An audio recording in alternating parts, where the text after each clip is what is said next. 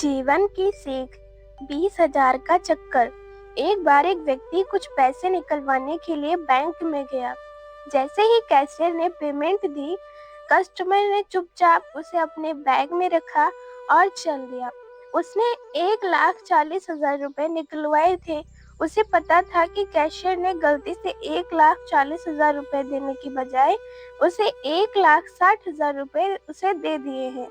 लेकिन उसने ये आभास कराते हुए कि उसने पैसे गिने ही नहीं और कैशियर की ईमानदारी पर उसे पूरा भरोसा है, चुपचाप पैसे रख लिए।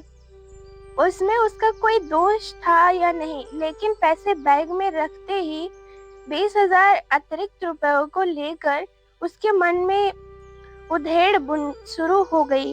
एक बार उसके मन में आया कि फालतू पैसे वापस लौटा दे, लेकिन दूसरे ही पल उसने सोचा कि जब मैं गलती से किसी को अधिक पेमेंट कर देता हूँ तो मुझे कौन लौटाने आता है। बार बार मन में आया कि पैसे लौटा दे, लेकिन हर बार दिमाग कोई न कोई बहाना या कोई न कोई वजह दे देता पैसे ना लौटाने की। लेकिन इंसान के अंदर सिर्फ दिमाग ही तो नहीं होता, दिल और अंतरात्मा भी तो होती है। रह रहकर उसके अंदर से आवाज आ रही थी कि तुम किसी की गलती से फायदा उठाने से नहीं चूकते और ऊपर से बेईमान ना होने का ढोंग भी करते हो। क्या यही ईमानदारी है?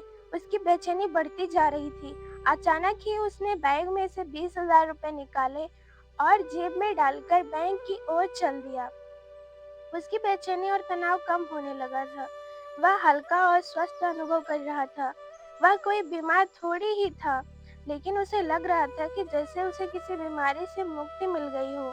उसके चेहरे पर किसी जंग को जीतने जैसी प्रसन्नता व्याप्त थी। रुपए पाकर कैशियर ने चैन की सांस ली। उसने कस्टमर को अपनी जेब से 1,000 रुपए का नोट निकाल कर देते हुए कहा, भाई साहब, आपका बहुत बहुत आभार। आज मेरी तरफ से बच्चों के लिए मिठाई ले जाना, प्लीज मना मत करना। भाई, आभारी तो मैं हूँ आपका, और आज मिठाई भी मैं ही आप सबको खिलाऊंगा, कस्टमर ने बोला। कैशियर ने पूछा, भाई आप किस बात का आभार प्रकट कर रहे हो और किस खुशी में मिठाई खिला रहे हो? कस्टमर ने जवाब दिया, आभार इस बात का कि 20,000 के चक्कर में मुझे आत्म मूल्यांकन का अवसर प्रदान किया। आपसे ये गलती ना होती तो मैं द्वंद्व में फंसता और ना ही उससे निकलकर अपनी लोभ प्रवृत्ति पर काबू पाता।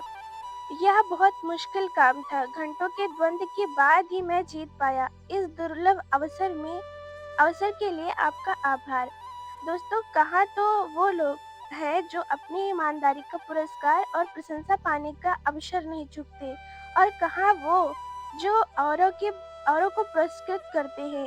ईमानदारी का कोई पुरस्कार नहीं होता, अपितु ईमानदारी स्वयं में एक बहुत बड़ा पुरस्कार है।